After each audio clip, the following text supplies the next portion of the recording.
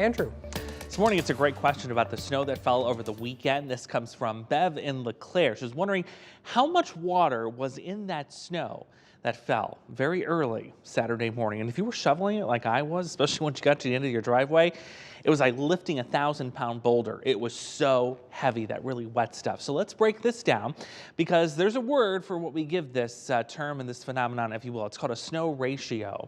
And what happens is the warmer the temperature, the more water content is stored in that snow.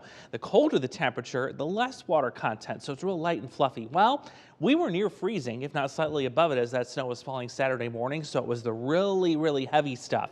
And if you were to melt that down, which some of our spotters did throughout the region, some of those liquid water equivalents ended up being 0.8 of an inch to more than an inch worth of water. So you're taking a column of snow, you bring it inside, you put some heat, you melt it down, you measure how much liquid was in that snow. That was a lot. And that certainly allowed it to really pile up quite significantly in many of our hometowns. So I'm going to break down more of these numbers in the web article, which you can find at WQAD.com. Just before you join us here a little bit later this morning for GMQC at 11. We've got a